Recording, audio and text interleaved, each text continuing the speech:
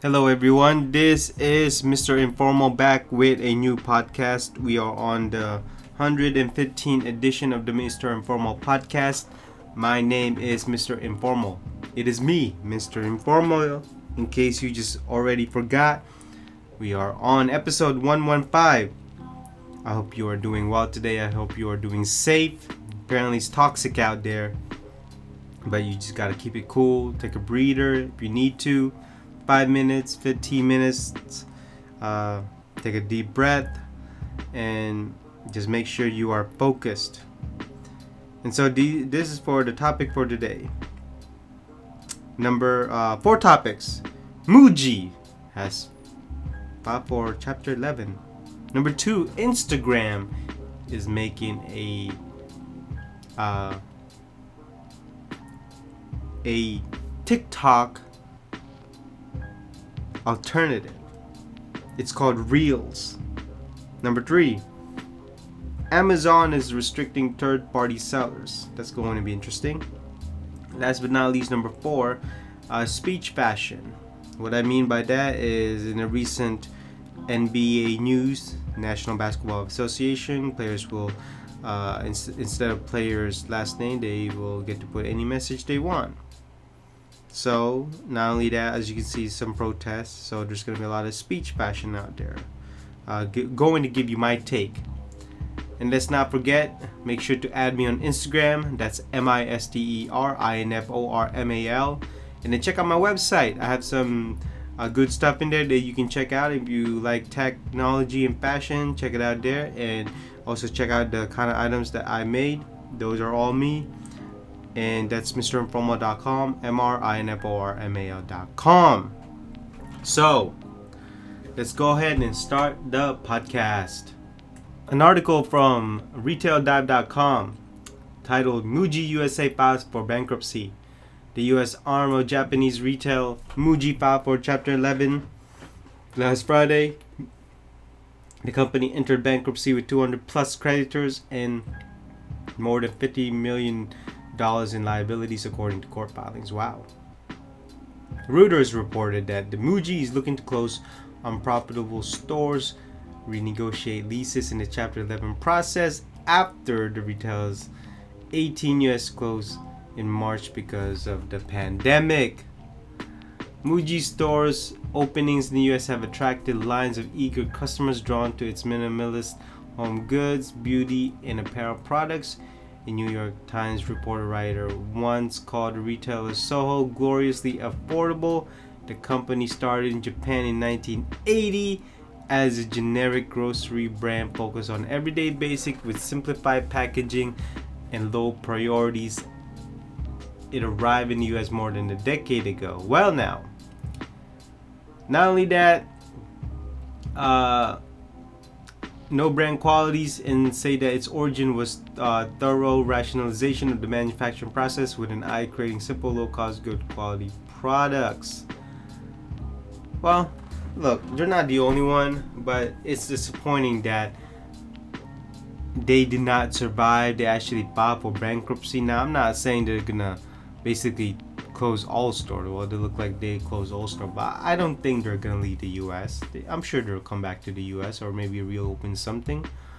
But it's too bad. And here's my concern is, I don't think Muji was affordable. Now, are they minimalist? Yes, they are. But to say they are affordable, really? I mean, I went to Muji a couple of times, even more than that, and I didn't find their items to be affordable. I mean, there are some items that are pricey.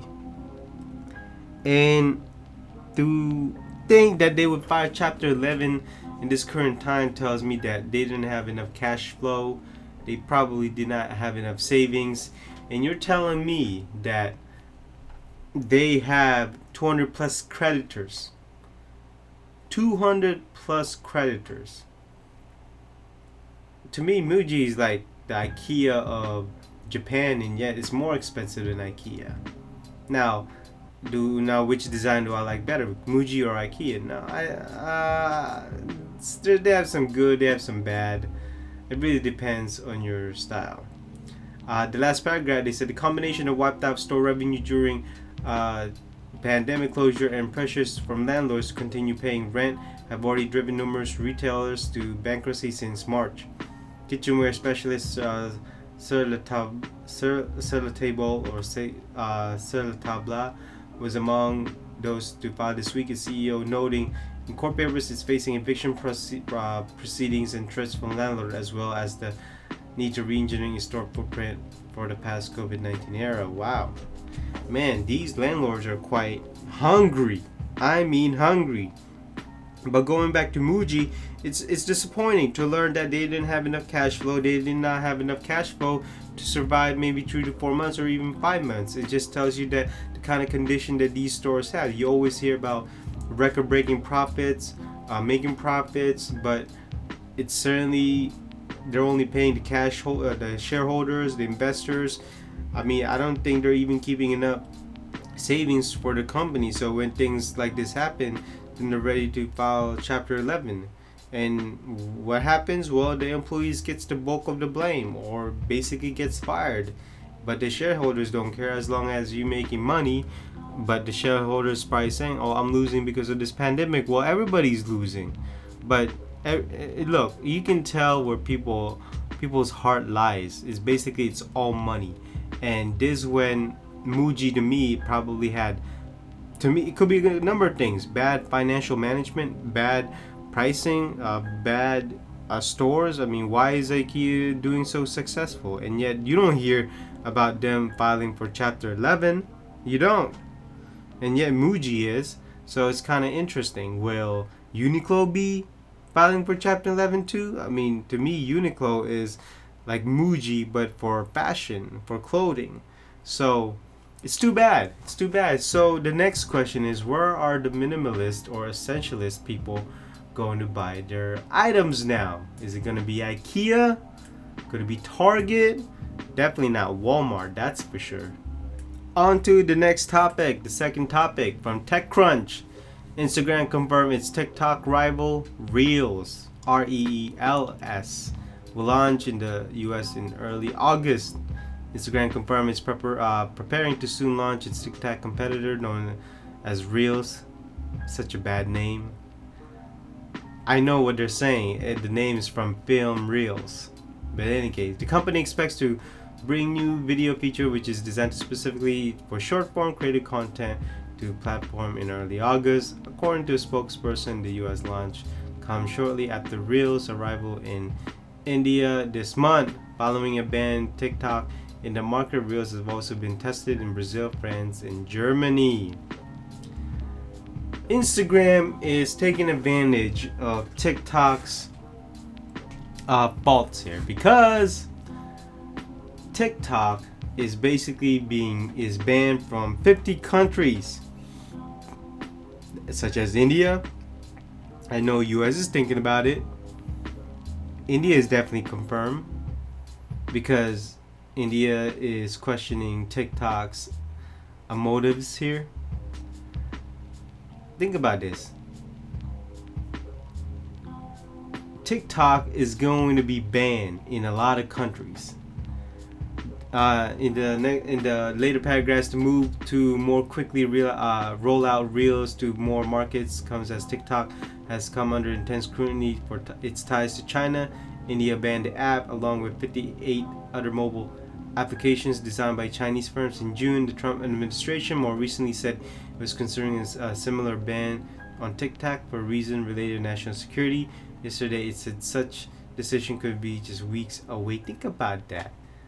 TikTok, if TikTok is banned in the US and India, you're talking about billions of people. And TikTok's number one customer are the Americans, the USA.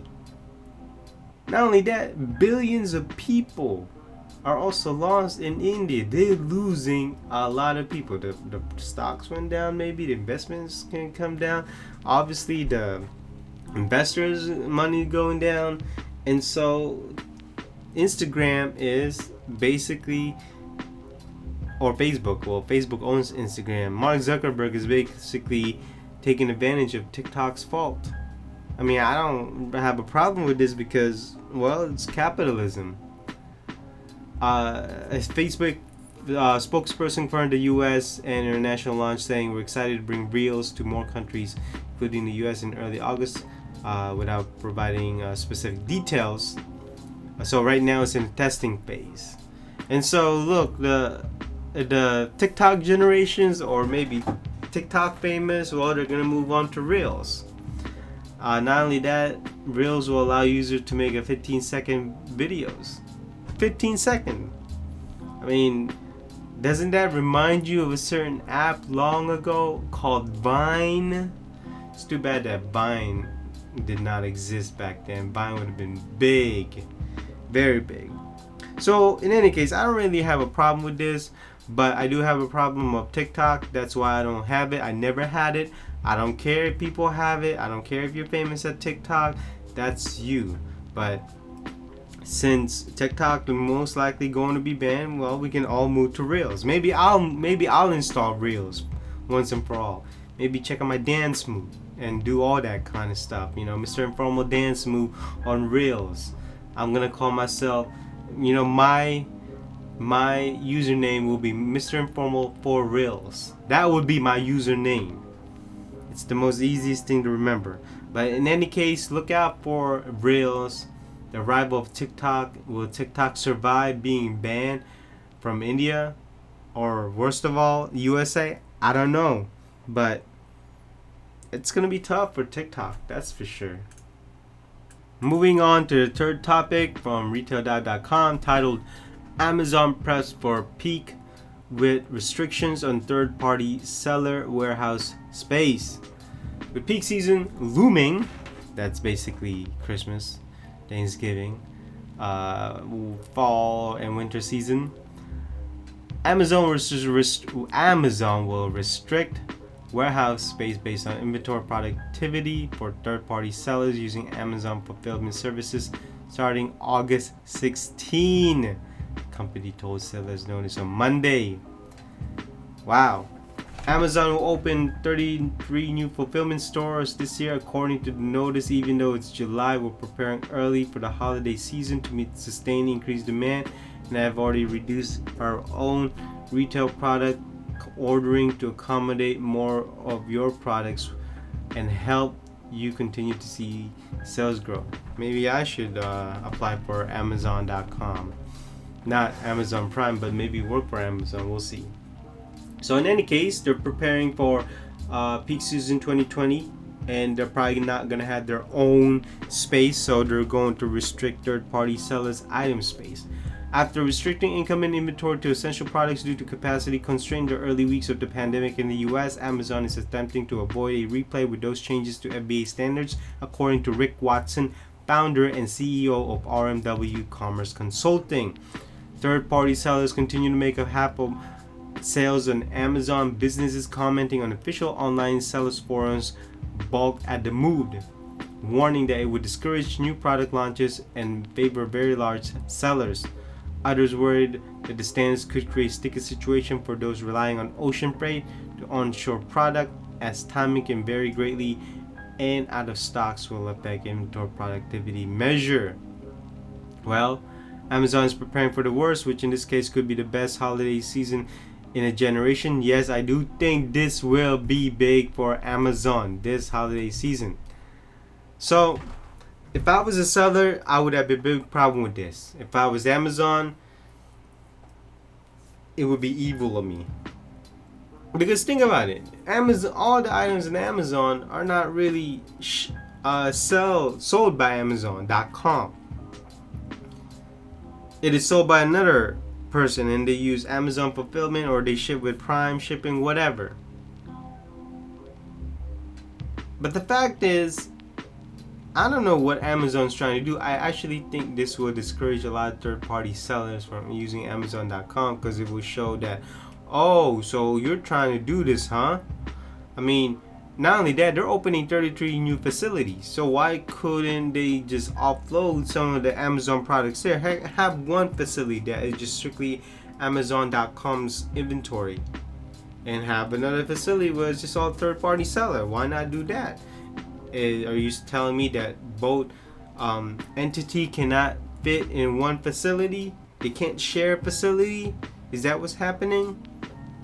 So, man, and these third-party sellers don't want to go to eBay because eBay cuts a lot of their profits. They don't want to go through Etsy. Etsy is the same thing. Not only that, people love shopping on Amazon because of this Prime, 2 days, 1 day, an hour, or maybe same day shipping. So there's a lot of benefits compared to eBay, Etsy, or some kind of online e-commerce. You can even say Alibaba or AliExpress. I mean, there just has to be a way of selling these things. Same thing with Walmart. Walmart is doing third-party sellers, but the one thing I don't like about third-party sellers is that they sometimes buy reviews, and sometimes they lie on their descriptions. And a lot of these third-party sellers are not even truthful. Heck, a lot of these third-party sellers are coming from China and they don't even know. And Amazon doesn't even do a background check on them. I really don't think they do a background check. So, but here's the thing. This holiday season, I can tell you this right now, e-commerce is going to be big. Amazon is going to be big this holiday. And that is something that is not going to be taken lightly. On to the last topic, speech fashion. What do I mean by speech fashion? Well, if you wear a shirt with some graphics or some kind of words saying, free me or I need to be liberated, well, that's speech fashion. But not only that, it's also taken into some sport. The National Basketball Association will let players actually customize their back jersey. Instead of their last name, they can say whatever they want. They could say, I'm a king, or maybe free Hong Kong, or maybe free Waj. Could it be get the titleship or get money, whatever. It could be anything. So at this time, in the sign of the times, suddenly speech fashion is getting big. You see a lot of shirts being worn. BLM, the Blue Police, the Blue Ninjas, all kinds of speech fashion out there. And it will also be in the runways too. So, I mean, the runways are not really happening right now. It could be virtual, but you're starting to see all of that stuff. Heck, I wouldn't even be surprised if the red carpet also start seeing speech fashion. I mean, they could maybe wear something that was historical. Maybe it was an inspiration, a style inspiration. It could be anything. And not only in just clothing wise, also in accessories. Could it be bags, bracelet, necklaces? I mean, it could be anything. It could even be in shoes. So speech fashion is certainly happening right now. It's what's on trend. And certainly since you're wearing a mask, there's going to be some words stating on your mask, I can breathe or I cannot breathe, whatever. And it's certainly going to be big. Now should you avoid should you ignore it? Well, of course you can ignore it all you want. Should you avoid it? No, you shouldn't, because everyone has the right to wear whatever they want, and everyone has the right to say whatever they want. Not only that, should you do something about it? No, I think it's a trend. Trends come and go. It may be hot right now, and then the next month it's not. But then, in a couple years it's gonna be hot again. So it goes around. What comes around goes around. So it comes and goes. So you don't need to worry about if it's affecting your life or if it's disturbing you. It's just something that you may have to look the other way, because in the sign of the times, it's what's happening right now. Everyone's talking about it, and you cannot avoid it.